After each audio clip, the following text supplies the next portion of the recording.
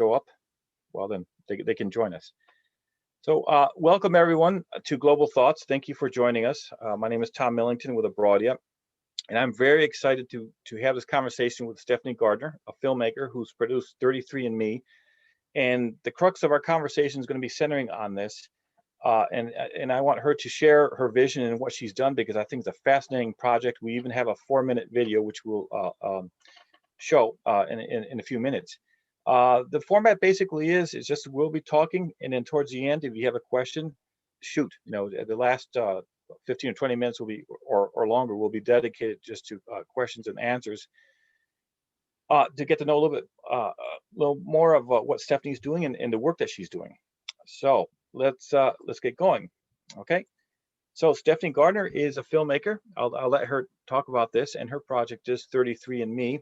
And again, I'm still getting to know a little bit better, but the premise is she goes to 33 different countries and she interviews and spends time with and chats with directors in each of these countries and about film, about cinema traditions. And one of the things that I noticed, which I really liked, is a lot of these directors are women, and I think my perception may be off in terms of Hollywood.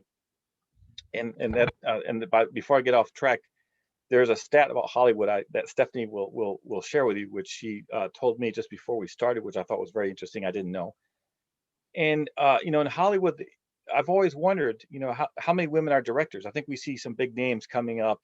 I think the one that did Wonder Woman, I can't remember her name. I think Patty Miller, is that her name?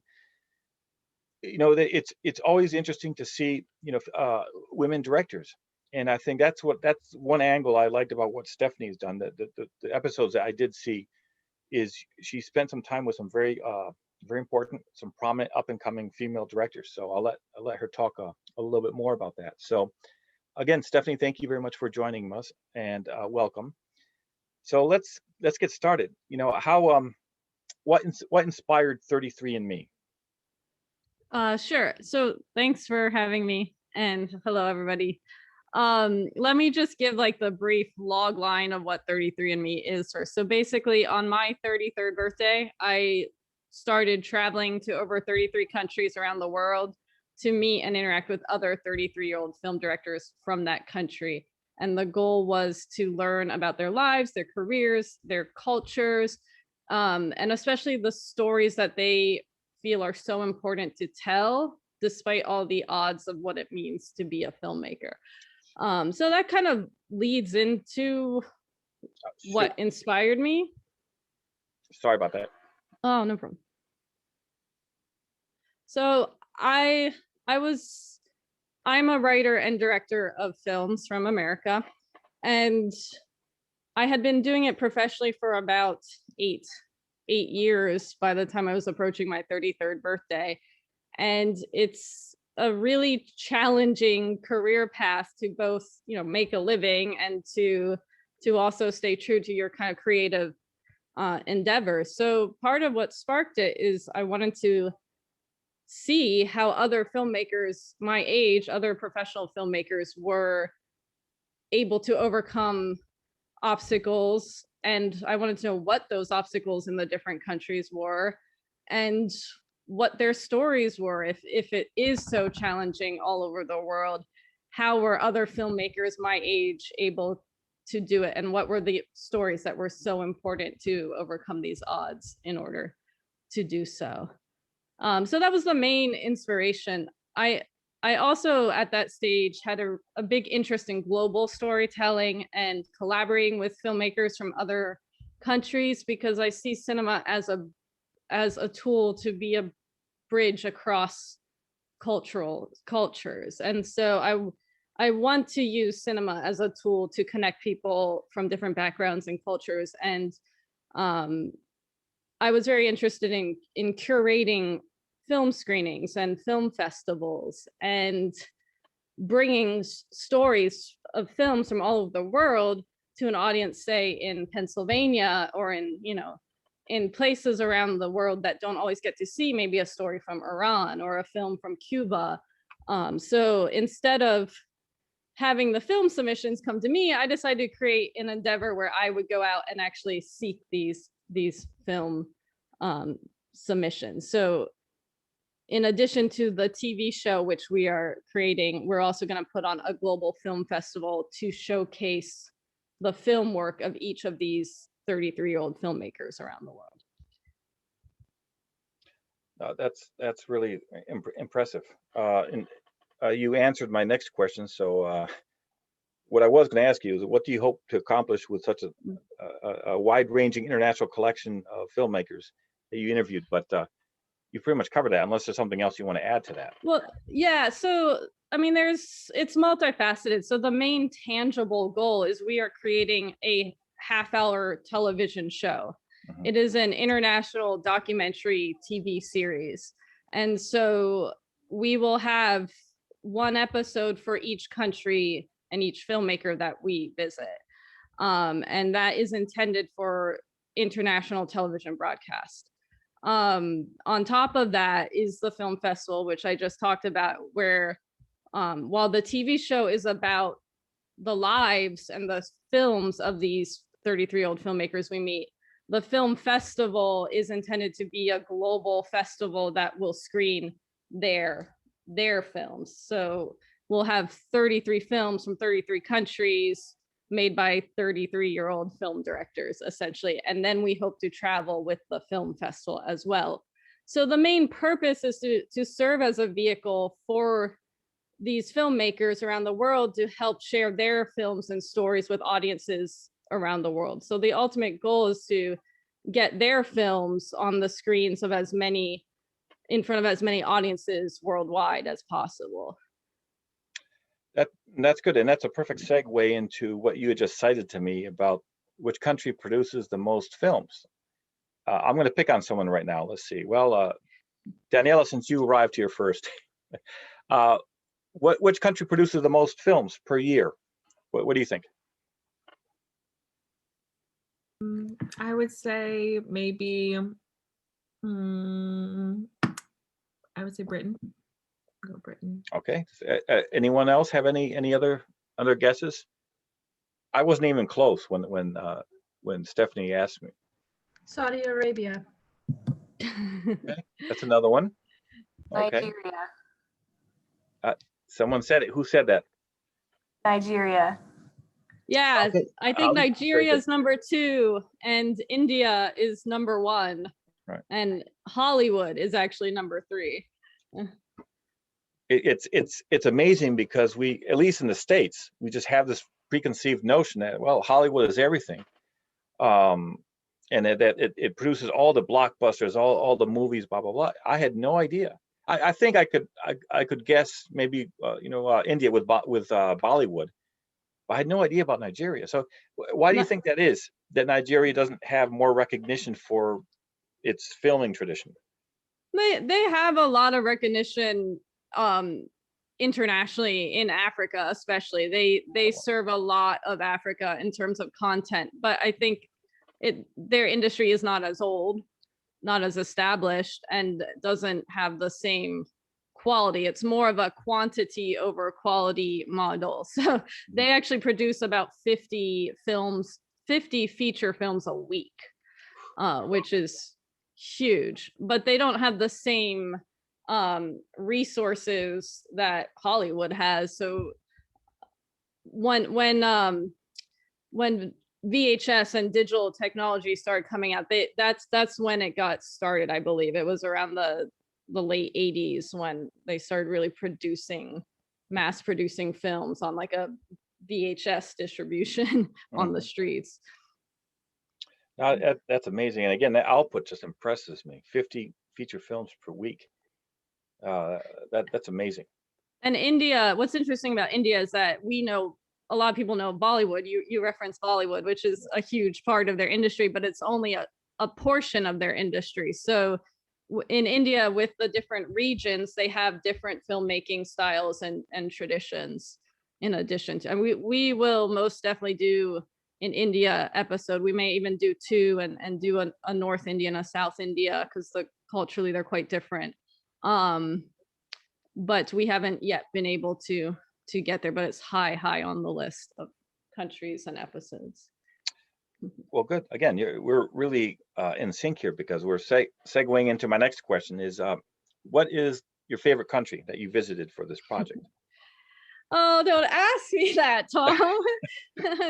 As a world traveler, you should know that's an impossible question to ask. But in terms of just traveling as a tourist, if I were to recommend countries, I really love Turkey. I really loved Taiwan. I'm in Montenegro now, and I'm blown away by it. It's a beautiful country. It's really easy to travel, and the people are lovely. I highly recommend it. And actually, Mexico is one of my favorites too. A really, really surprisingly interesting place to go that I would recommend for a tourist who wants something different but still not impossible is Azerbaijan, Baku. Azerbaijan is not a country I would want to live in. It doesn't assert very many freedoms, especially to filmmakers.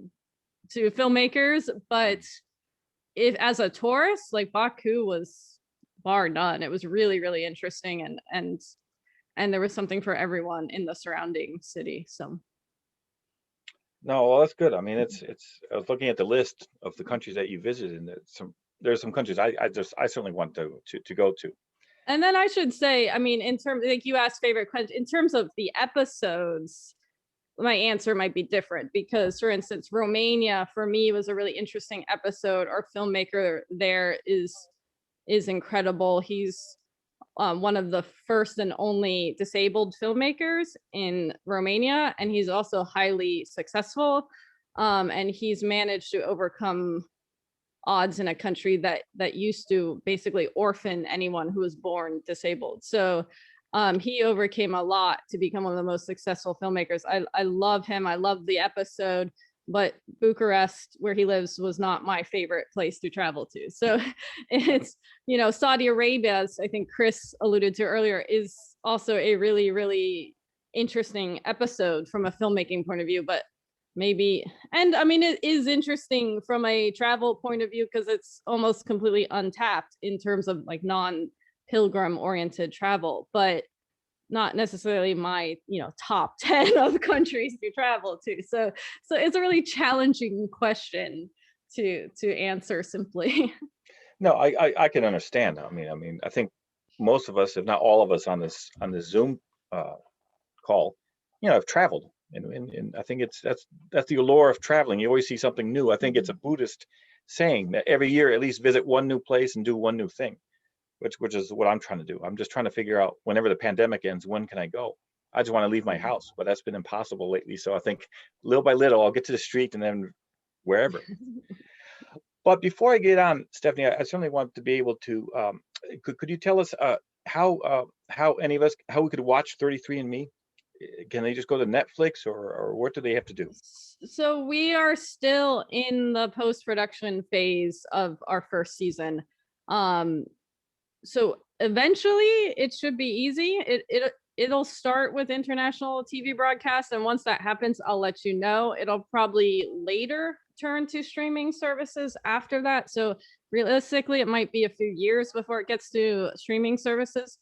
But anyone here personally who wants a sample, I'm happy to, you can share my email address. Sure. And I'm happy to share the same sample episode you watched from Turkey. It's a private link. It's still what we call a rough cut. We haven't done the sound work and color work and things like that, but I'd love everybody's feedback as just like a fellow traveler and as a viewer of television. I'd love to know how the episode is working for you as an audience member, and I'd be happy to share that privately with anyone who emails me. Good, yeah, and I'll share that information with the people here who've registered. I have their emails, so whenever I get the information, if I'll give everyone here your email address, but I'll certainly forward in the information that you give me as well. One of my favorite filmmakers was Kiarostami in Iran, and so I guess I'll ask you. What filmmaker do you think more Americans need to know? A filmmaker born outside of the United States that Americans should know?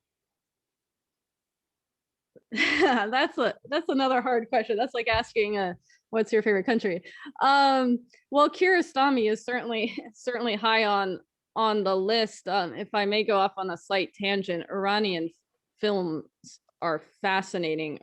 Iran has a huge independent filmmaking scene, and there are thousands of independent filmmakers who make really incredible films that rarely get seen outside of the film festival circuit. And Kiarostami was one of the leaders of the Iranian cinema, though he still has a very European style of filmmaking that is accessible to international audiences.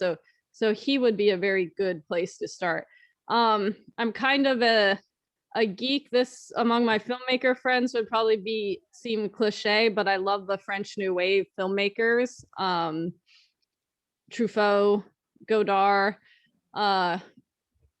Rene, Eric Romer is one of my favorites. They were all making films in the 50s and 60s in France, and their whole thing was they were kind of trying to fight the studio system of Europe and kind of take to the streets and do what today we might call guerrilla filmmaking, to kind of counteract the Hollywood stuff and the professional stuff. But they're very art.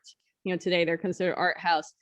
There's a Polish filmmaker, I'm gonna butcher his name, Krzysztof Kielzowski. Yeah, I know him. He's done the Three Colors trilogy. Some people might know that. Very interesting Polish filmmaker. He also did a series called The Decalogue, which is 10 kind of I think it was originally made for TV, so it's like hour-long films that are loosely like each of the 10 commandments, but really it's not a religious film. It's a very interesting portrait of life in Poland. Yeah, Wong Kar-wai. Wong Kar-wai is out of Hong Kong. One of my all-time favorite films is called In the Mood for Love. And just like talking about Hollywood versus global cinema, I mean, the Asian cinema has very different sentimentalities than like the Hollywood is known for like the narrative story structure, like point B has to come after point A at 10 minutes, and then 30 minutes this has to happen. And a lot of times more visuals and poetry and emotionality kind of rules the filmmakers like Wong Kar-wai. It's just beautiful stuff. So I could go on forever with this stuff. I can tell. I think we can tell you're very passionate about this, and that's a good thing. Let's see. I'm going to. We do actually have a poll here. Let's see if I can get this out here. All right, so I'm going to launch it. Let's see where we can send you next. I looked through all the countries that you visited, and I found a few that you haven't gone to. So we're going to ask everyone here what country you should visit next, and let's see what they say. We'll just give people a few. Okay. Oh, interesting. We've got some interesting. This is good. So we're almost done. Just a few more people. A few of those are actually already on our list, so hopefully we'll make it to one or two of those soon. Oh, okay. I'm sorry. Maybe I missed something. But no, not ones we've been to yet. Ones we hope to go good. Next. Well, very good. So it looks like Indonesia is a big one. That's very good. I've never been to Indonesia, so I wouldn't know. And good, Finland. I am almost positive I know who put that one there. Thank you, Celia. And Bolivia, that's good. So we have a few interesting things there. So, and then Sweden. So we have a good variety. So yes, Sweden is on our list. And Indonesia has been long on our list of places to go, and Bolivia. We need to still do more South America. We've only done Brazil. We need to do at least one Southeast Asia country, so Indonesia for sure is on the list. Well, good. Well, hopefully we can. You can visit those countries. Bolivia is actually fascinating, and I guess I'll share results here so everyone can see what it was. So Bolivia's up there, but Indonesia, I think it's always been very popular, so that doesn't surprise me. Do you know anyone off the top of your head? Any Indonesian directors? I had a contact there. I don't know any like feature film directors whose films I could point you to, but I did have a contact who found me a filmmaker there, but we never got so far as getting there and learning more. There's one of my favorite films is called The Act of Killing. It's kind of a downer, so maybe not a good COVID watch, but it's a documentary film basically about this mass genocide that happened in Indonesia in the 60s that largely got swept under the rug of international news. And a journalist basically went and reported on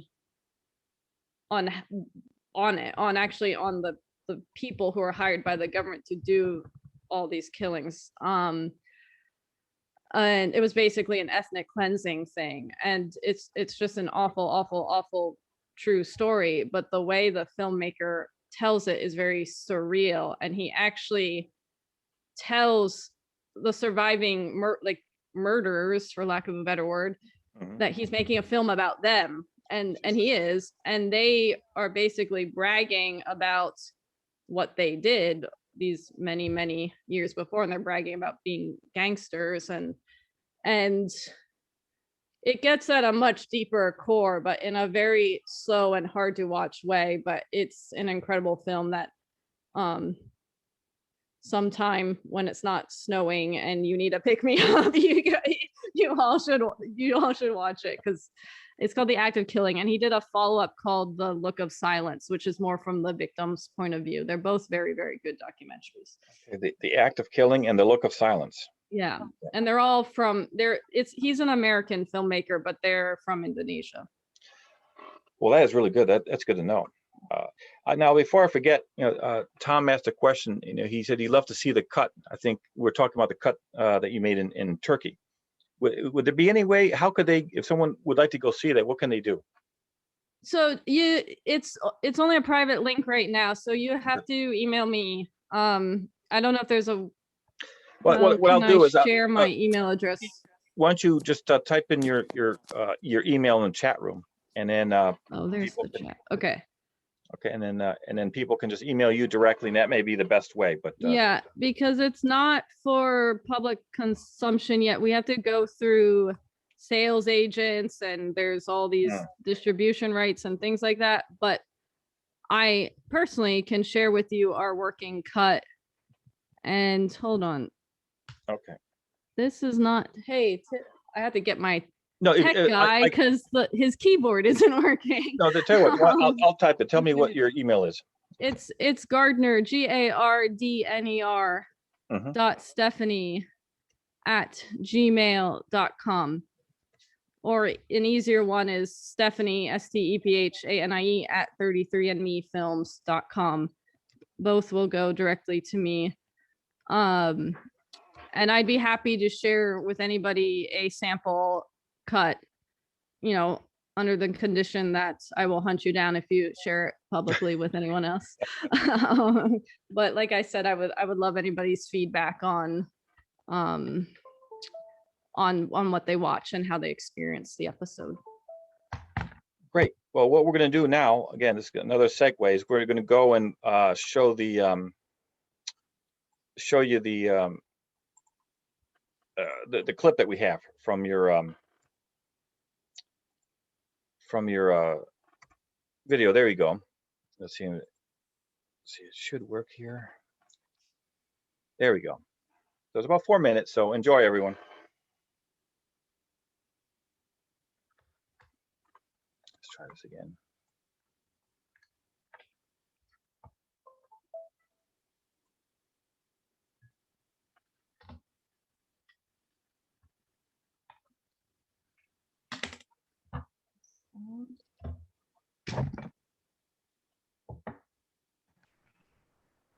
Hey, Tom, I don't have sound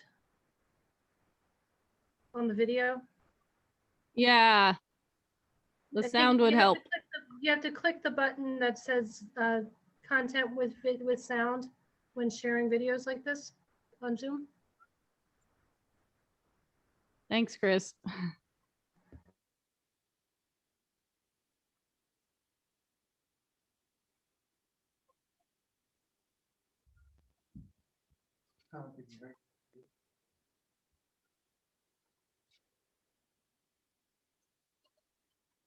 Um,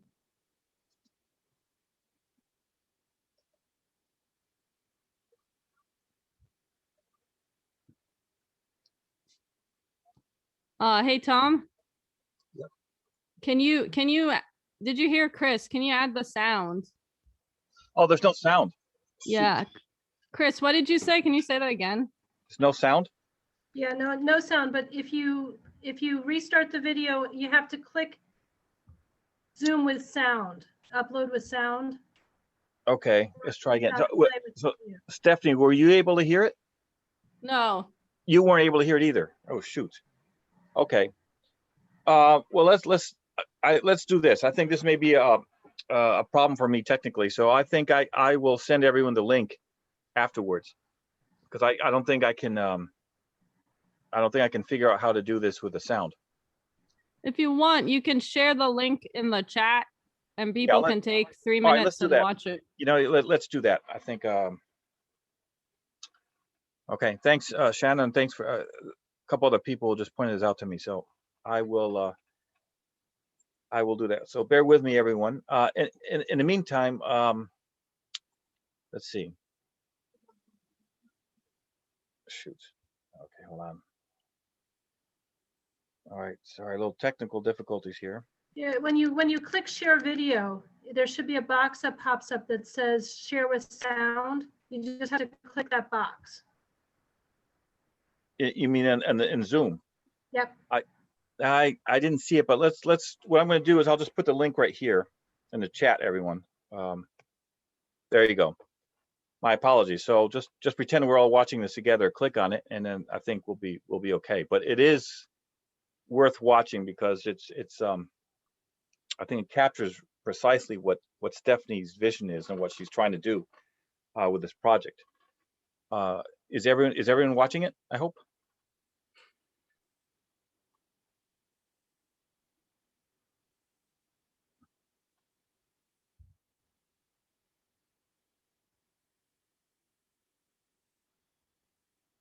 Everyone is watching it right now, right? Okay. Okay, good. I guess there we go.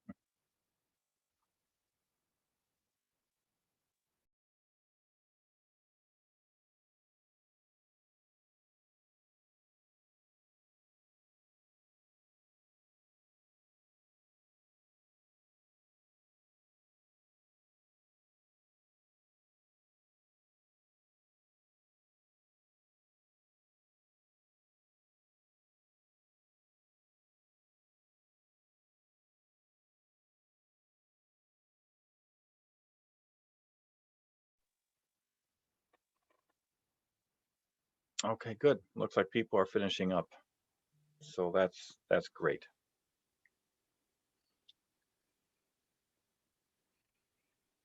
So I think we'll just give another few seconds for everyone to finish up. And you can all pretend that this went completely smoothly and nothing went wrong technologically from my end. It always happens, doesn't it? It works in practice, and then when you do the real thing, something else, but that's okay. The important thing is that you've all seen the video.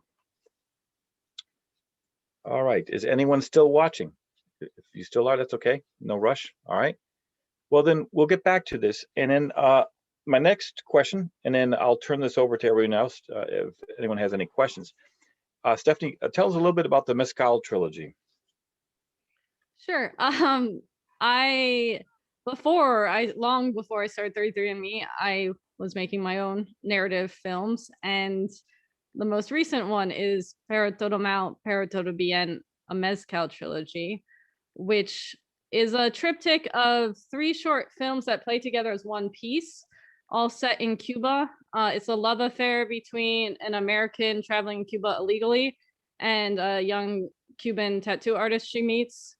And it was my attempt to explore themes of language barriers and cultural misunderstandings and mishaps, and really trying to show sort of 2 people trying to connect despite their cultural differences and the stereotypes they put not only on each other but also on themselves. And I'm happy to say that today is its world premiere. After 4 long years of working on this, mostly post-production. It's having its premiere at the Santa Fe Film Festival, which is online due to COVID, but I think you can also check out the Santa Fe Film Festival on their website. And yes, I'm really, really, really happy with the progress and being able to finally show it to the world. It'll also play next month at Tau Shorts Film Festival, along with two other of my films. So I highly recommend Tau Shorts, taushorts.com. You can see 150 global short films from all over the world for, I think, $33 US, something like that. So that starts March 19th. I just put in the website, taushorts.com. Did I spell it correctly? The 2 S's? Or was it Tau? Hold on. It's Tau Shorts with a Z at the end. So it's TAOSSHORTZ.com. That's the director trying to be clever. Okay. His name is Tiz with 3 Z's. Oh, I see. So he likes the Z's. Okay. And then I think I remember I saw the link for the Santa Fe Film Festival online. So I will forward that to everyone on this list after this talk. And that's happening now. I'm not entirely sure how their tickets are working. I think theirs might be individual films you can watch, but it's all on their website. They're also a very fabulous film festival based out of Santa Fe, New Mexico. Oh, very good. I got one and final question.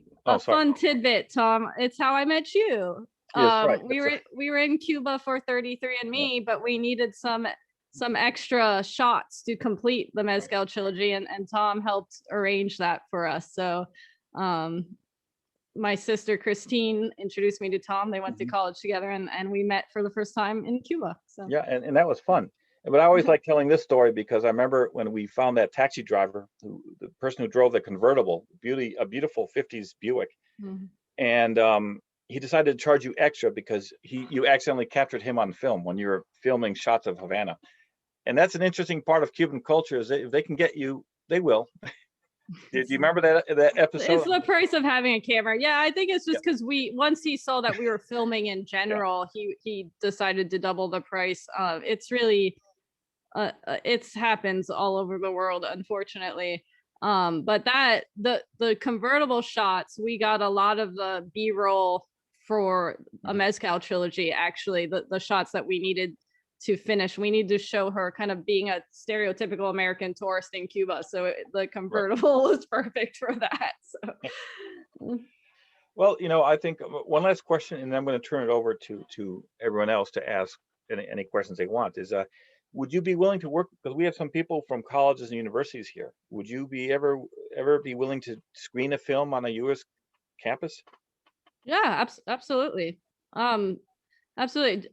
I would be willing to either screen my own films and talk about them, or to curate some sort of international film program, like a 2-hour block of short films or whatnot, to kind of show and talk about global cinema or something relating to 33 or whatever interests the students and the campus. I'd be happy to be a part of. Okay, great. Well, that's it for me. So I'm going to turn it over now to our friends here. Does anyone have any questions they'd like to ask Stephanie?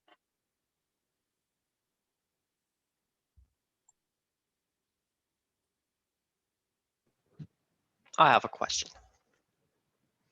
Yes. Stephanie, question from Germany. So what would you say, how did your journey change you personally? So was there any development you observed for yourself visiting all those countries? Or what do people say? Is the Stephanie before and the Stephanie after with all those experiences? It's something I think about a lot, because obviously part of the journey was a self exploration of me in the world as a filmmaker turning 33. For whatever reason, I made that significant. And I'm still going through the journey, so I'm still discovering a lot of that. I mean, it has definitely confirmed to me that I am very passionate about these global stories and global filmmaking, and wanting to continue that goal of sharing these stories. It's a really hard question, and one thing I've learned, it's not necessarily a personal thing, but one thing I've learned, I think, is that there seems to be a theme through the whole trajectory of like freedoms versus restrictions. And a lot of the countries we go to restrict the freedoms of their citizens, and especially filmmakers and journalists and anyone with a voice. And so I've learned I really don't like authoritarianism. And I've learned that there are more countries in the world that restrict freedoms than actually allow for freedoms. So I think I'm still processing a lot of what the true personal change is or will be. But one thing I keep going back to and reflecting on is, what does that teach me about, where I'm from in America and what's happening, in our country, and how to be. I think traveling helps you kind of both know more about the world, which I think is very important, and then also relate it back to your own world. And so I'm still figuring out what that means for me as a filmmaker with a voice with something to say, but it's something that I've reflected on a lot. So that may not really answer your question. I know, I feel like I've aged. I mean, that sounds silly. It's only been 2 years, but I feel like I'm grayer and fatter and less physically active, which I don't like. So, certain priorities are starting to catch up with me in terms of just self physical stuff and staying fit and staying healthy as we age. I've learned that being 33 in some countries means you're really young, and in other countries means you're really old. In Uzbekistan, for instance, our 33-year-old was kind of considered, you know, an older person because most people get married by the time they're 18 and have their first kid by then, and their grandmas by 36. So it was interesting perspective to see in a lot of the more Western, wealthier countries, you know, 33 professionally still feels pretty young. But in a place like Uzbekistan, it's not. So I'm still processing a lot of it. But Chris, Thank that you. could be a question for my sister. Have I changed, Chris, in the last 2 years since this Well, project? I'll let you know when I get to actually see you again in person. No, Stephanie has always been creative and adventurous, and so if anything, I think this is just bringing out her true self. If anything, I enjoy watching her grow. I enjoy watching her challenge herself. I enjoy the love that she has about bringing cultures together. That's been something she did even before she started traveling the world with her other movies. She was big on bringing cultures together. So I think you know, this is just kind of a culmination of who she is, really. I hope that my change will be that I'm kinder and more conscientious of other people and the world, and of, you know, empathetic. And I say a lot that through cinema, I think it can really help spread empathy amongst people from different cultures and different backgrounds. And that's why I'm drawn to cinema. And so, but even with that goal in mind, it doesn't always mean you personally are achieving it, because, you know, there are different cultural norms everywhere. And so, you know, empathetic to one person might be rude to another. So it's, you know, I hope that it's made me more patient and caring and kind and all those things, but who knows? It's probably the hardest question is to ask that of yourself, versus I ask things like this to filmmakers all the time and I can barely answer them myself. So it's a good lesson for me. Well, Stephanie, we got a question, two very good questions. First one here is from Ali. And the question is, did you have any trouble getting entertainment visas in all the countries that you went to? Ali, I'll be honest, for most countries, we haven't even asked for them. As we have progressed and have become more legit in terms of like realizing this is a real TV show and it's really happening, we've taken more steps to work with film commissions and to get permits when necessary. But a lot of what we've managed to do would have actually been a little harder if we had gone through some proper channels. For instance, in Saudi Arabia, I don't think we would have been able to film the episode we filmed. In Azerbaijan, in Zimbabwe, in all these places that, in Cuba actually is probably the best example, because when you get a film permit through Cuba, if you are approved, if you do get to go, it's wildly expensive. They'll keep bribing you along the way, and then you have to be on set with a government official at all times. Egypt was actually kind of like that too.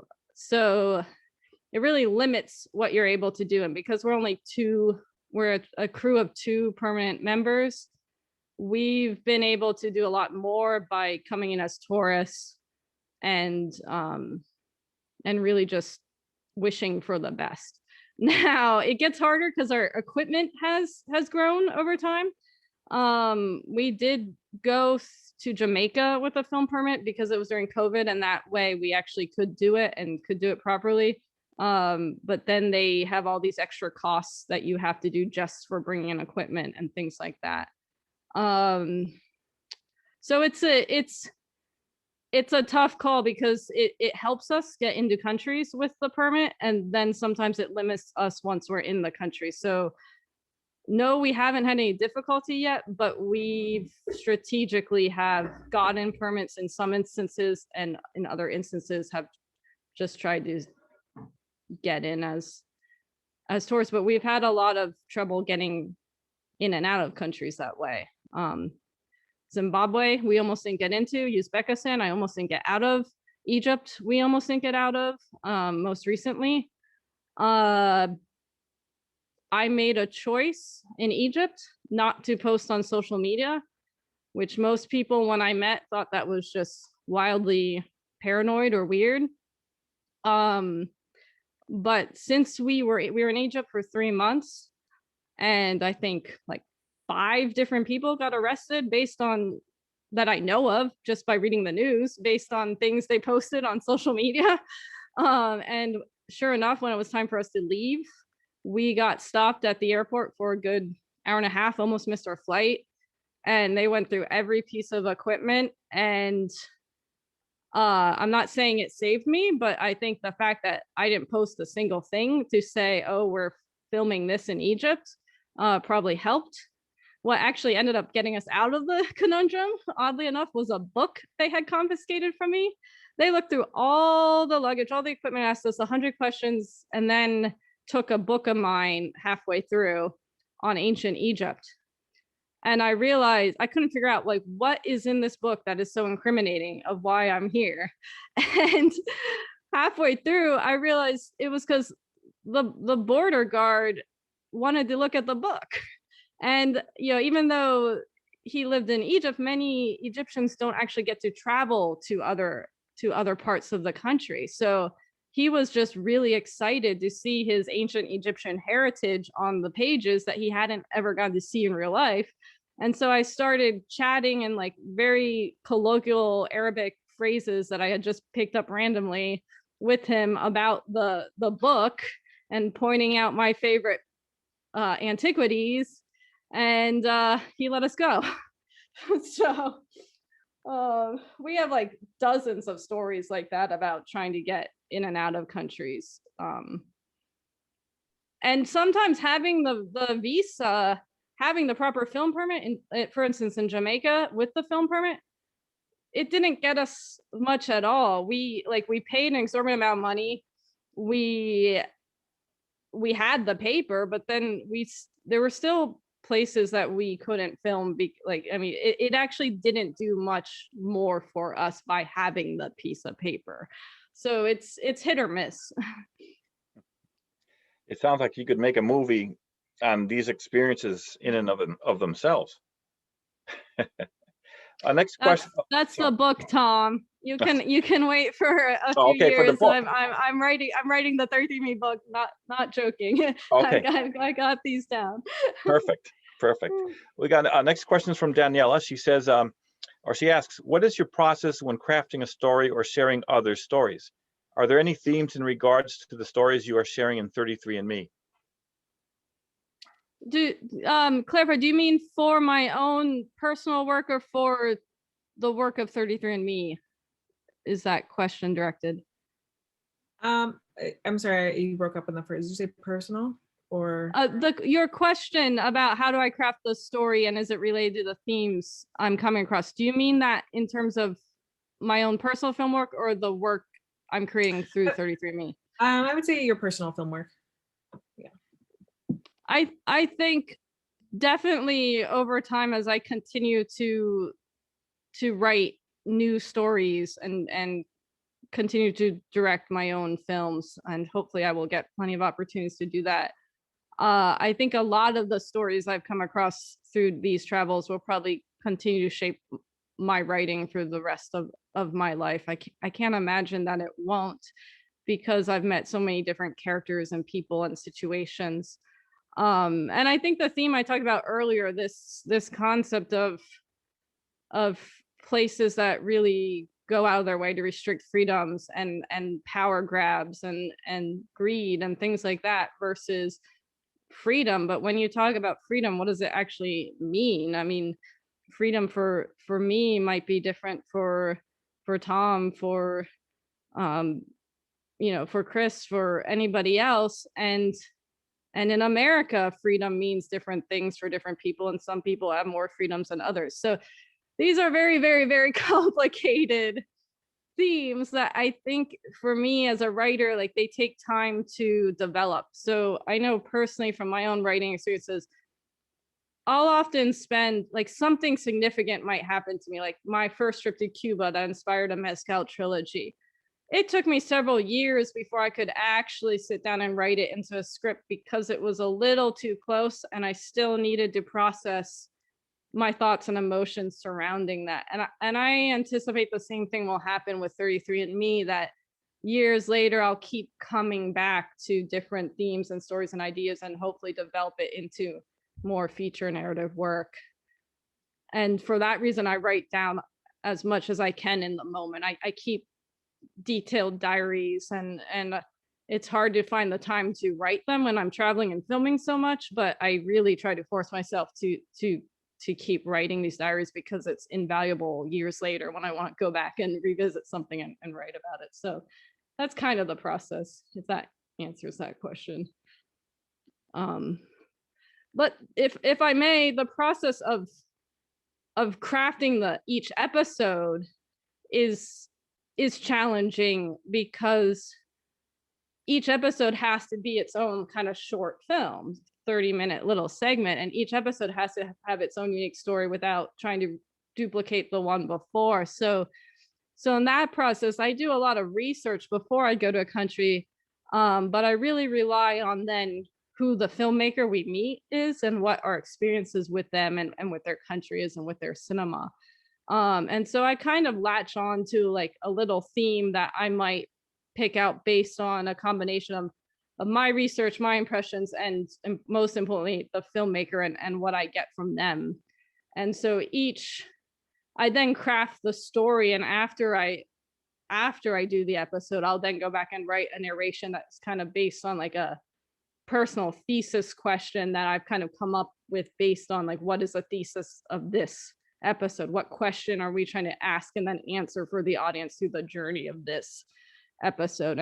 And it can be quite challenging, because sometimes there's so many different directions we could go in for each episode, and we shoot over 20 hours of footage per half-hour episode. So we could often make feature films just based on one episode and one person and one scenario, and we end up, we have to pick and choose. And the other challenge is we're filming them long before they actually will be released. So we're trying to craft something that we know will still be hopefully interesting and entertaining and relevant 10 years from now if you pick it up, versus tomorrow if you pick it up. And that's also sometimes dictates, like, okay, this may be, like, newsworthy today and really interesting that we're in this country when this happened, but how universal of a theme is this going to be 10 years from now? So that's some guesswork is involved with that. But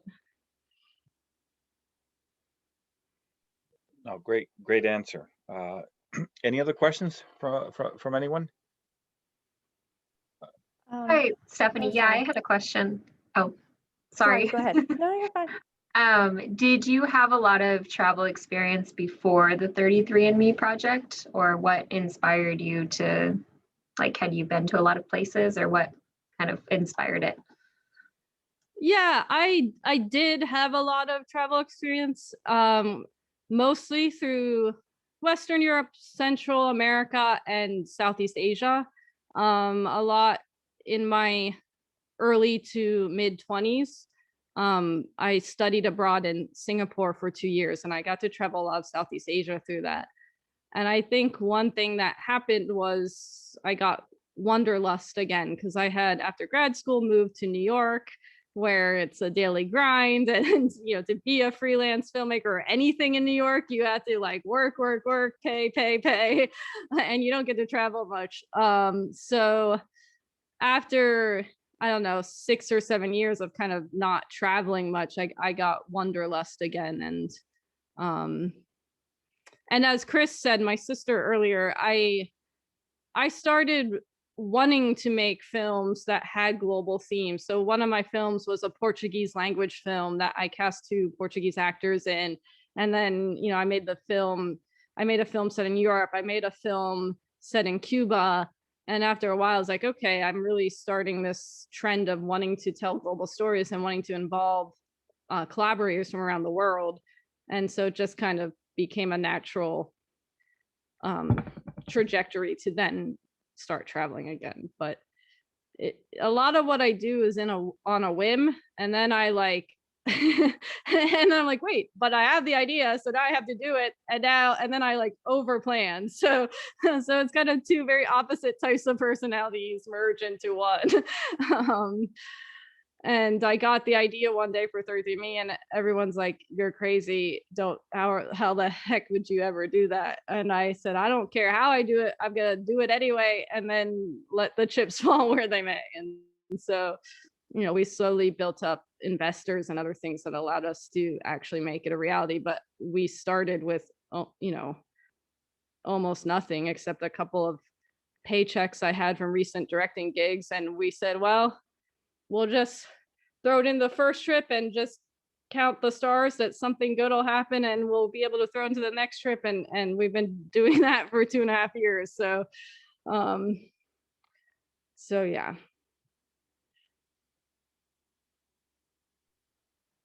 The question I have, a personal question, I guess, and I don't know how long you're in each country, and it was probably different for every country, but I lived abroad in Italy for 5 years. And so there's lots of things that I've picked up culturally that I do now that is Italian. And I just wonder if there's things that you like in other countries that you kind of want to use in your life, you know, like habits, I guess, or I like the way they do that. I want to start doing that. If that makes sense. That's a great question. Well, first, we started by only being in each country for an average of 10 days, which is not nearly enough time to really be in a country. But when we were trying to do this initially, we were trying to do it all in a year. And so we couldn't do much more than 10 days at a time. Slowly, we like made that more 2 to 3 weeks, which is a really comfortable amount of time to film and to be able to engage with the filmmakers. And now with COVID, it's turned into 2 to 3 months in each country, which you really start to pick up the habits. Little things like phrases I might use. And I'm trying to remember. So when we were in Paris, what was the phrase that we kept using after we came back from France?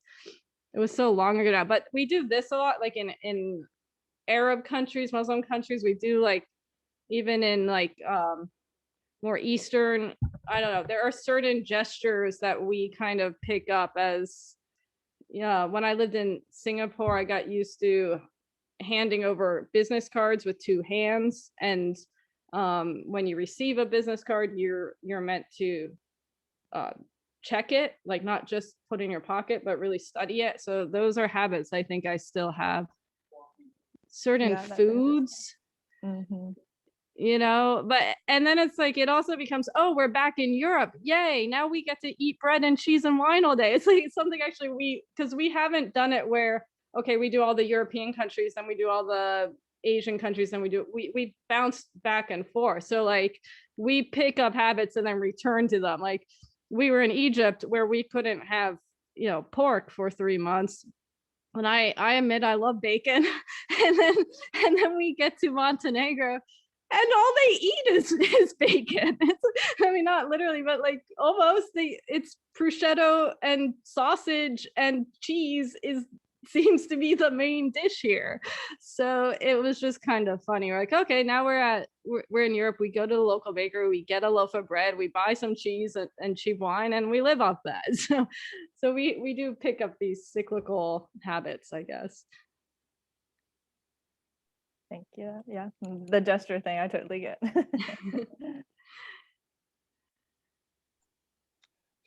Any other questions? Let's see. Okay. Just trying to finish something here.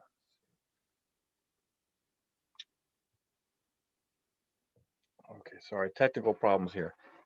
I guess let's say I'll ask a question while I'm trying to figure something out here, Stephanie. So what's the biggest challenge for you? Let's say technologically wise with doing a project like 33andMe. The two biggest challenges for me, one is data management. And just people say it was harder back in the days when there was film reels, and the challenge then was having to process all the film and having to carry the film reels. But I think people who say that underestimate the amount of data management it takes to carry on something like this. Shooting in 4K with 25 hours per week. How do we immediately store that? How do we back it up? How do we ship the drives? How do we get the drives in and out of countries? I mean, the whole scenario about Egypt, we had a lot of hard drives on us because we've been traveling for so long, and we had all of our backups on us, but we also had to make sure we had fail safes because we knew that would be a possibility. Going into places like Saudi and Egypt and Zimbabwe and Cuba, you risk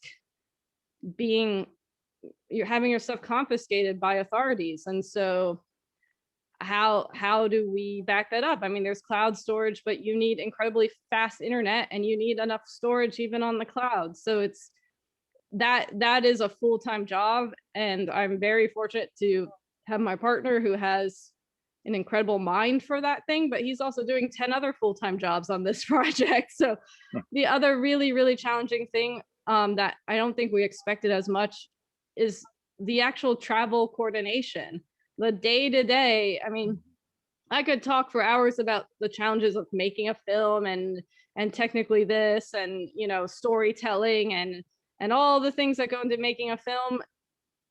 Challenging enough, but the most challenging thing for us, I think, is actually the day-to-day travel coordinating.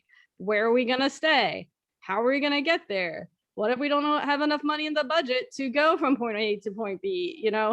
What happens when a global pandemic hits you? I mean, I half joke, but like all these things are really, really, really time consuming, and I find stressful. So that's the biggest unexpected challenge. And even just packing for we don't know when we're coming home, and we don't know which country we're going to be in 2 months. So like, how do we pack for 3 different continents and 5 different climates when we don't even know where we'll be next week?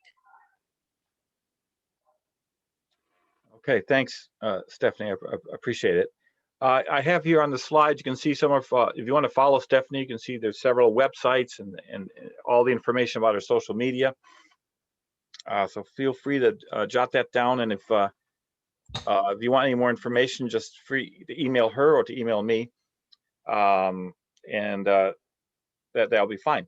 So without further ado, I just want to let you know, our next speaker, and she's with us right now, is going to be Ana Rivas, and she is going to be talking to us. She's based in Germany at the Technical University in Munich, and she's going to be talking about recovering public space for people with street experiments, which is something I don't know anything about. And she has some really interesting ideas and some concepts that she'd like to share with us. So I hope you can join us. That'll be March 31st at 2 p.m. And she is here. So I want to say hello, Ana. Say hello. I'm going to do it. Hi, Ana. Hi, everyone.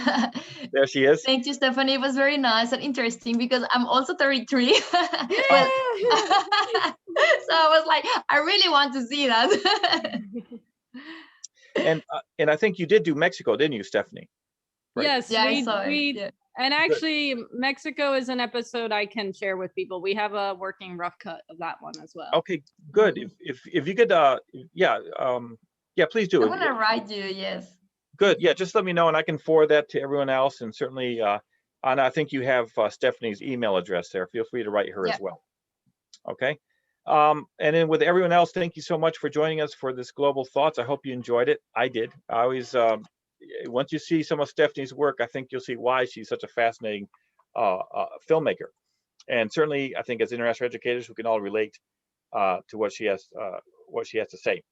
So thank you very much, everyone, for joining us. Again, Ana, we'll see you soon. And Stephanie, thank you so much. And we will be doing this again very soon. And Tom, can I just say one thing to the crowd? I thank you all for tuning in. And the unfortunate thing is it's like a one-way conversation, but I'd love to know all of you. So if you want to shoot me an email and tell me about who you are and what you do, I'd love to start a conversation with each of you as well. So thanks for tuning in, and thanks, Tom, for hosting this. Sure, no, my Good pleasure. job, Stephanie. Great job. Does everyone have Stephanie's email address? If not, I'll if you look up on the chat, I'll send it to you at some point. But again, Stephanie, thank you so much. Thank you everyone for joining us. I really appreciate it, and have a great day. All right. Thanks Bye. for the invitation. Ciao. Bye. Ciao, ciao. Everybody.